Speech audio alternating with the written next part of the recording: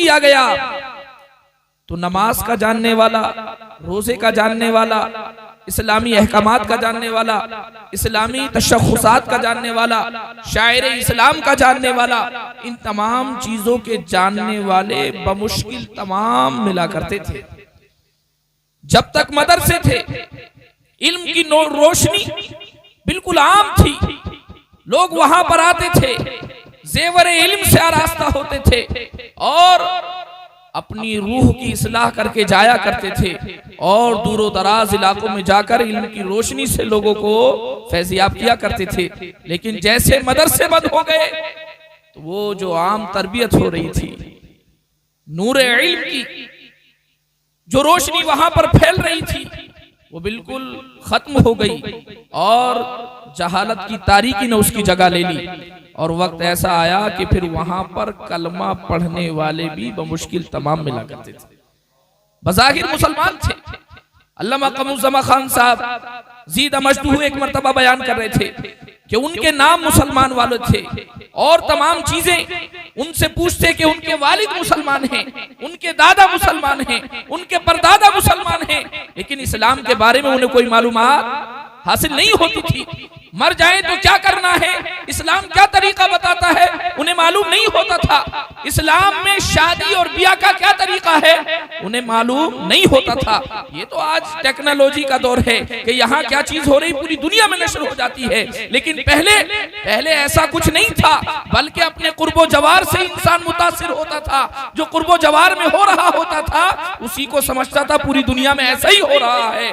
तो लोग उनके नाम जरूर मुसलमानों वाले थे, वो कहते थे मेरे दादा मुसलमान थे, मेरे परदादा मुसलमान थे, मेरे वालिद मुसलमान थे। लेकिन इस्लामी मामलात क्या होते हैं, इस्लाम में क्या चीजें जायज हैं और क्या चीजें नाजायज हैं, वो उससे बिल्कुल उन्हें इसकी मालूमात नहीं होती थी। तो इससे पता चलता है कि मदारिसे इस्लामिया की अहमियत इतनी ज्यादा है कि जहां पर मदारिसे इस्लामिया रहते हैं वहां पर इस्लाम का तशख़्ख़ुस बरकरार रहता है, इस्लाम की तहजीब बरकरार रहती है, इस्लाम का तमद्दुन बरकरार रहता है। जितने लोग उस इलाके में होते हैं, उस मदरसे में जो तालीम हो रही होती है, उस तालीम का फायदा उन्हें जरूर मिला, उस तालीम का उन्हें फायदा हासिल होता है। तो इन मदरसों को मजबूत करने की जरूरत है, इन मदरसों को तरक्की देने की जरूरत है। इन मदरसों से जो आज हमारी कौम ने मुंह फेर लिया है और ये समझ लिया है कि ये तो सिर्फ गुराबा का काम है, दीनी तालीम हासिल करना, अपने बच्चों को हाफिज और कारी बनाना, ये तो हमारे निचले तबके के लोगों का काम है। बहरहाल अल्लामा इकबाल ने तो खैर बहुत पहले कह दिया था, जाके मस्जिद में होते हैं सफारा तो गरीब, जहमत रोजा जो करते हैं गवारा तो गरीब, नाम अगर लेता है कोई हमारा तो गरीब, पर्दा रखता है अगर कोई तुम्हारा तो गरीब, उमरा नशे दौलत में गाफिल है हमसे, जिंदा है मिल्लते बैसा गुराबा। तो इकबाल ने तो बहुत पहले कह दिया था, ये आज का मामला नहीं है, एक जमाने से ये गरीब लोगों का एहसान है कि उन्होंने अपने बच्चों को मदारिस इस्लामिया में दाखिला देकर दिलाकर अपने बच्चों को वफ़ कर दिया है कि ये बच्चे आलिम दीन बनते हैं, यही बच्चे आपको जीने का सलीका सिखाते हैं, यही आपके इमाम बन रहे हैं, मिंबरों मेहराब की रौनक इन्हीं से हो रही है, यही क़ाल अल्लाह और क़ाल रसूल की सदाएं बुलंद कर रहे हैं। आज जो इस्लाम की रोशनी आपको पहुंच रही है, इन्हीं गुराबा के जरिए आपको पहुंच रही है।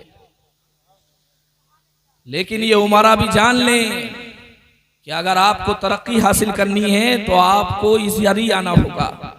लोग कहते हैं कि हमारे लेवल की तालीम यानी हमारे लेवल का रहना सहना नहीं है, खाना पीना नहीं है, तो आपको किसने रोका है? आप एक ऐसा मदरसा तामीर कीजिए जिसमें उमरा के बच्चे तालीम हासिल कर सकें, जिनमें रिहाइश ऐसी हो कि जैसी आप चाहते हैं, जिसमें के खाने का इंतजाम ऐसा हो जैसा कि आप चाहते हैं। सिर्फ गुराबा की जिम्मेदारी इस्लाम की नशरो इशाअत की नहीं है, बल्कि उमरा की भी इतनी जिम्मेदारी है। ये तो अल्लाह का गुराबा पर बेपनाह एहसान है कि उसने अपने दीन की खिदमत के लिए इनको चुन लिया। जिंदाबाद जिंदाबाद, ये अल्लाह का बेपनाह एहसान है कि अल्लाह तबारक व तआला ने इन गरीब घरानों के लोगों को चुन लिया है, इन्हीं को आलिम दीन अल्लाह बना रहा है, इन्हीं को कारी कुरान बना रहा है, इन्हीं को हाफिज कुरान बना रहा है। लेकिन मैं बताना ये चाहता हूँ कि ये आलिम कुरान, कारी कुरान, हाफिज कुरान बनना ये कोई मामूली चीज नहीं है, बल्कि अल्लाह ताला जिसके साथ खैर का इरादा फरमाता है उसी को अपने दीन की समझ। बेशक, सुभान अल्लाह।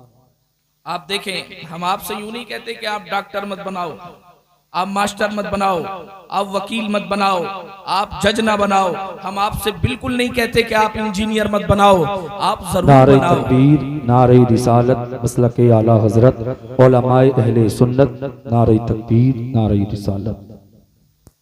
आप सब कुछ बनाइए, लेकिन उससे पहले गुलाम मुस्तफा बनाइए, अच्छा इंसान बनाइए, ऐसा बनाइए कि वो कुछ भी बन जाए उसके अंदर गैरत दीनी होनी चाहिए, उसके अंदर इस्लाम का दर्द होना चाहिए, उसके अंदर इस्लामी तशख़्ख़ुस और इस्लामी मामलात को लेकर उसके दिल में एक दर्द होना चाहिए। अगर वो डॉक्टर बने और उससे पहले वो गुलाम मुस्तफा बन जाए तो वो किसी की किडनी नहीं बेचेगा, बिला वजह किसी का ऑपरेशन नहीं करेगा, किसी से भी झूठ बोलकर उससे पैसे नहीं ऐंठेगा।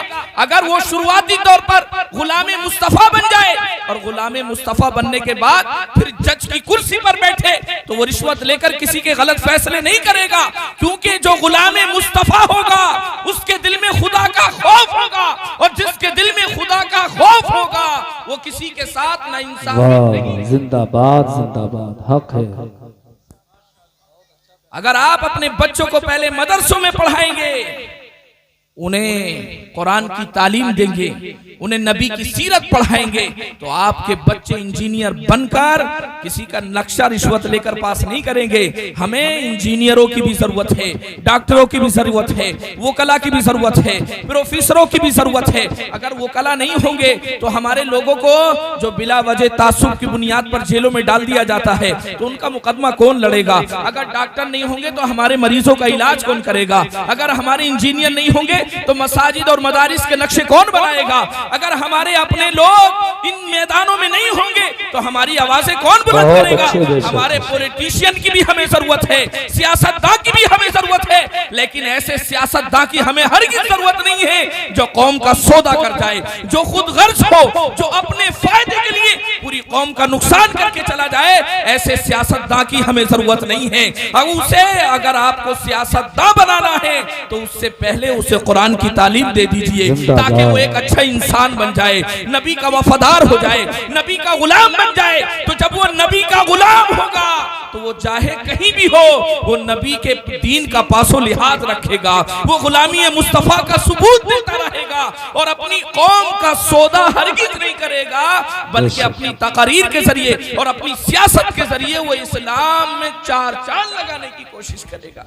अल्लाह, बेशक, जिंदाबाद। आज उमरा के बच्चे पढ़ रहे हैं, पॉलिटिशियन बन रहे हैं, डॉक्टर बन रहे हैं, प्रोफेसर बन रहे हैं, अच्छे बिजनेसमैन बन रहे हैं, लेकिन उनके अंदर तरबियत की बहुत कमी है। वो अच्छे इंसान नहीं बन रहे हैं। वो अपने फायदे के लिए गरीबों का खून चूस लिया करते हैं, वो अपने फायदे के लिए किसी को भी धोखा दे दिया करते हैं, वो अपने फायदे के लिए रिश्वतें ले रहे हैं, धोखा दे रहे हैं, इंसानियत को शर्मसार कर रहे हैं। लेकिन ये बच्चे जो मदरसे में पढ़ा करते हैं, ये बच्चे झूठ से दूर हो जाते हैं, धोखाधड़ी से दूर हो जाते हैं, ये बच्चे रहज़नी से दूर हो जाते हैं, ये बच्चे अपने साथ साथ अपनी कौम का दर्द लेकर जिया करते हैं। जहां पर भी कौम का नुकसान होता है वहां उस काम को ये करने की जुर्रत नहीं किया करते हैं। इसलिए तालीम के साथ साथ तरबियत की भी जरूरत हुआ करती है।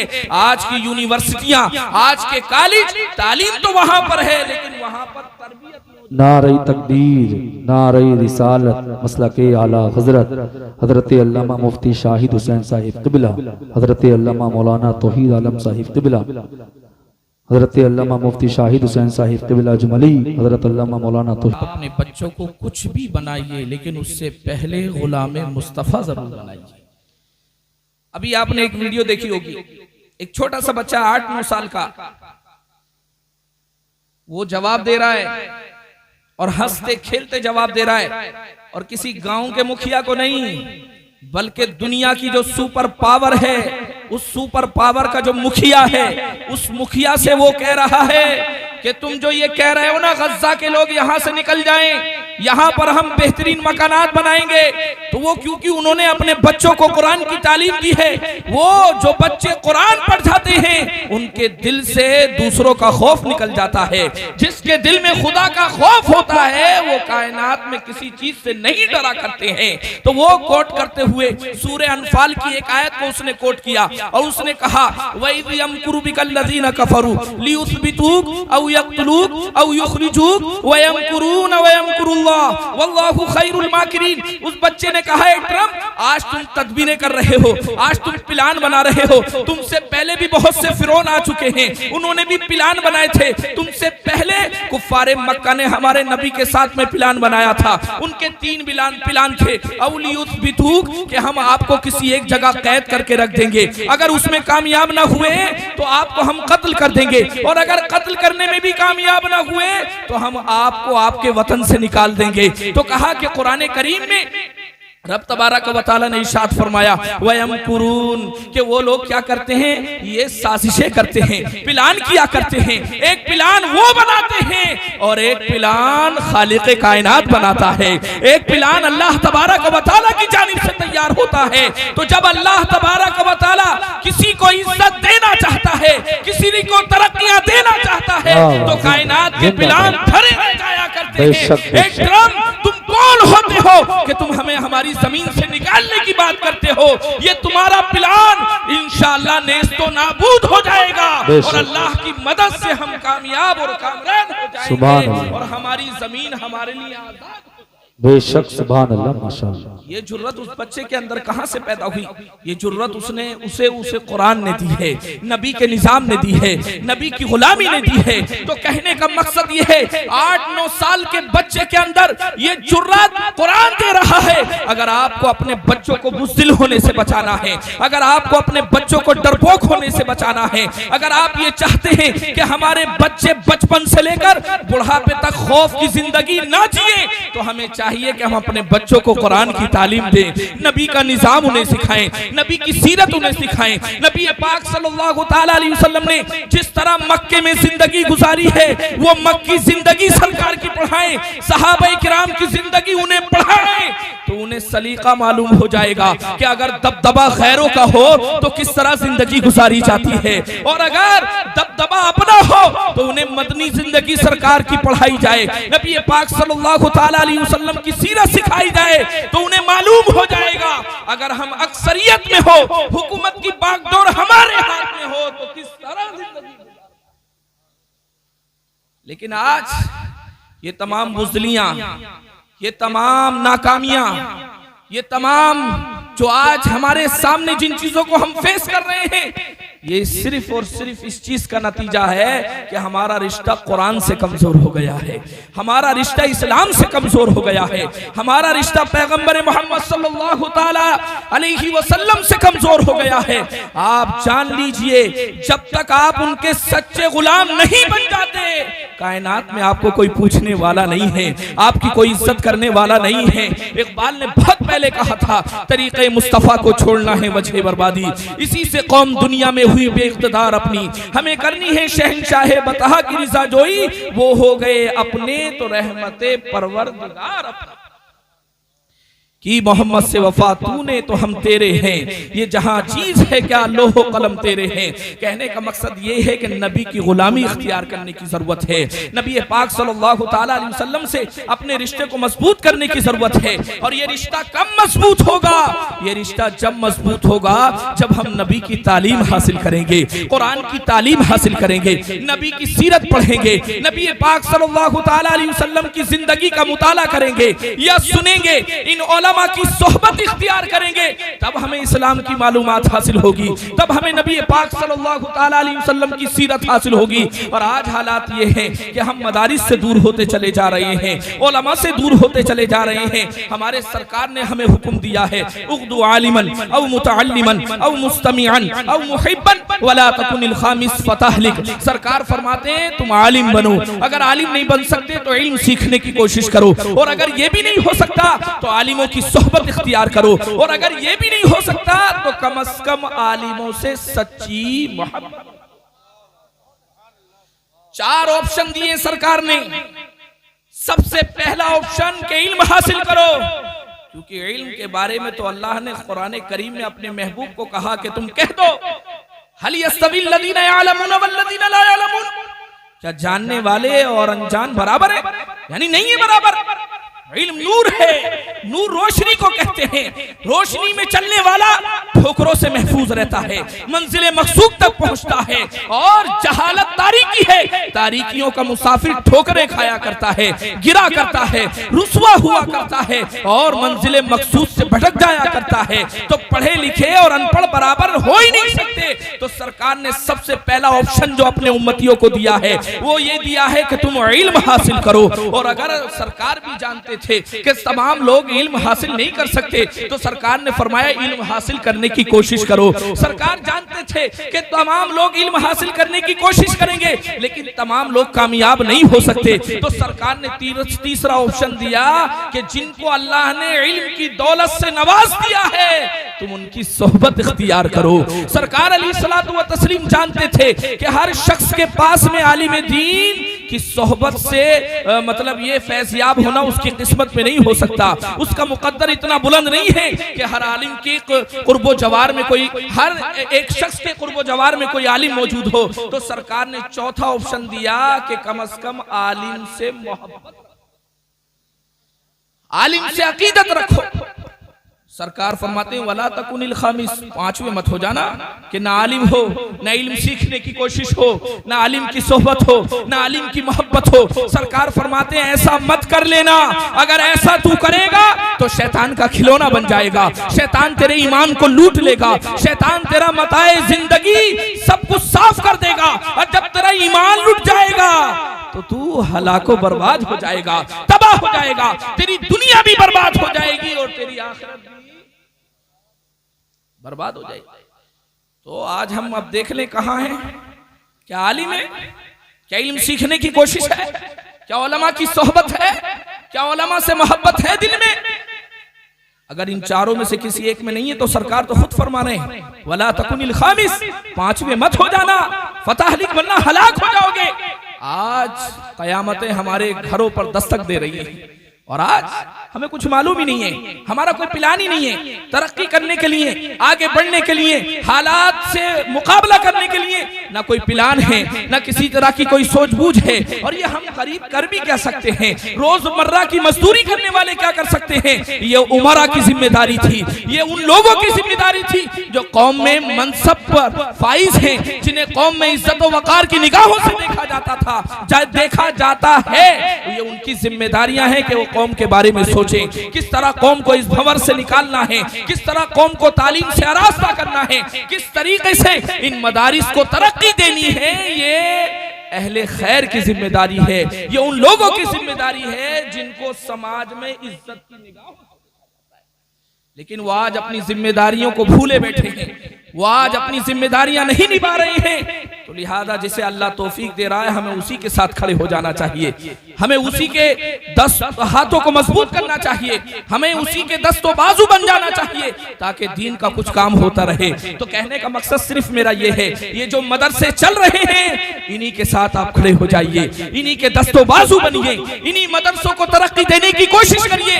इंशाअल्लाह यहीं से ऐसे हजरत अल्लामा मुबीनुद्दीन अमरोहवी रहमतुल्लाहि ताला अलैह के गुलाम पैदा होंगे कि इनमें से अगर कोई एक दर्स का लगा कर बैठ जाएगा तो सैकड़ों हुफाज पैदा कर देगा, सैकड़ों कारी पैदा कर देगा, सैकड़ों ऐसे समाज को अफराद कर देगा जो कौम की बुराइयों को खत्म करके रख देंगे। लिहाजा जो काम कर रहे हैं उनके साथ खड़ा हो जाना चाहिए। लिहाजा हमें ये कोशिश करनी चाहिए कि अपने औलमा की कदर करते हुए जिस तरह की वो दीन के लिए मदद चाहे उस तरह जो हमसे हो सकता है अपनी बिसात के मुताबिक हम उनके सामने खड़े हो जाएं, उनके साथ में खड़े हो जाएं।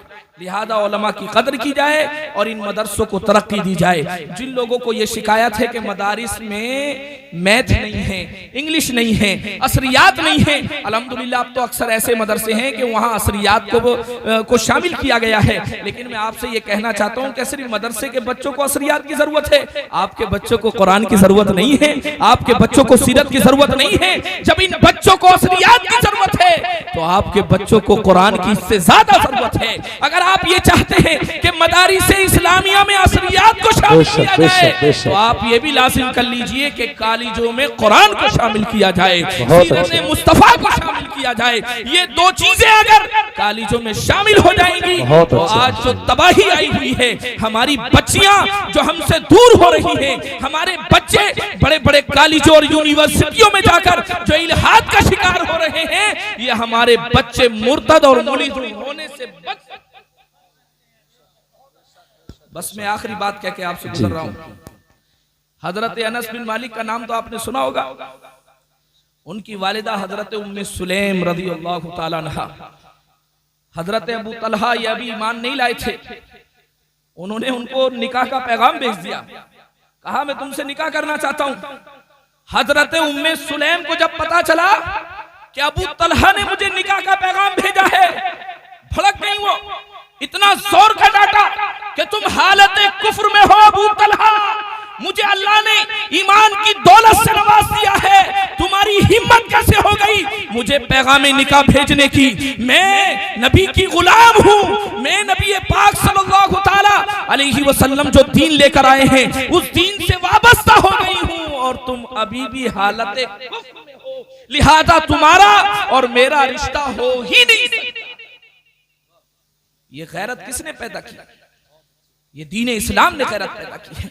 जब आपकी बच्चियां ये पढ़ेंगी तभी तो कुछ सीखेंगी, जब आपकी बच्चियां इन वाक़ियात को देखेंगी तभी तो उनके दिल उनका ये जहन बनेगा कि हमसे उसका क्या रिश्ता हो सकता है। हम यहाँ दौलत की बुनियाद पर नहीं, माल की बुनियाद पर नहीं, ऐसा आराम और ऐश की बुनियाद पर नहीं, बल्कि ईमान की बुनियाद पर हमारे रिश्ते जुड़ा करते हैं। लिहाजा कहने का मकसद ये है कि हमें अपनी बच्चियों को और अपने बच्चों को नबी की तालीमात से आरास्ता करना ही होगा, और अगर हम ऐसा नहीं करेंगे तो ऐसे ही रुसवा और जलील।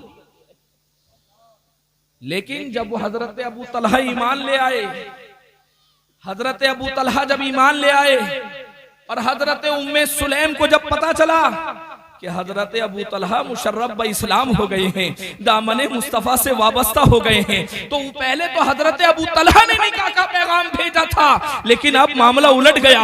उम्मे सुलैम ने निकाह का पैगाम भेजा और कहा अबू तलहा मैंने सुना है कि तुम ईमान ले आए हो, अगर ये बात सच्ची है तो जो तुमने मुझे निकाह का पैगाम भेजा था तो मैंने सिर्फ तुम्हारे ईमान न लाने की वजह से ठुकराया था, और अब तुम वाबस्ता हो गए हो इस्लाम से, लिहाजा अब मैं तुमसे निकाह करने की ख्वाहिश। और आपने कहा मुझे तुम्हारे ईमान लाने की इतनी खुशी है कि मैं तुमसे मेहर का भी मुतालबा नहीं करती, बल्कि ईमान लाने की खुशी में अपना मेहर भी माफ करती हूँ, लिहाजा मैं तुमसे निकाह करना चाहती हूँ। तो इससे क्या पता चला हमारे अकाबरीन की तरजीहात क्या थी? हमारे अकाबरीन की तरजीहात ईमान था, इस्लाम था, हमारे अकाबरीन की तरजीहात नबी की गुलामी थी। जब तक हमारी ये तरजीहात रही हैं हम कौम के इमाम रहे हैं। अल्लाह तबारक व तआला ने हमें इज्जतें बख्शी हैं, और जब से हमने अपनी तरजीहात को बदल दिया है, जब से हम रुसवा और जलील होते चले गए हैं। इकबाल ने क्या खूब कहा है, हर कोई मस्त में ज़ौक़े तने आसानी है, तुम मुसलमान हो ये अंदाज़े मुसलमानी है, न हैदरी फ़क्र है और न दौलत उस्मानी है, तुमको असलाफ से क्या निस्बत रूहानी है, वो मुअज़्ज़ज़ थे ज़माने में मुसलमान होकर और तुम खार हुए हो तारीक़े कुरान।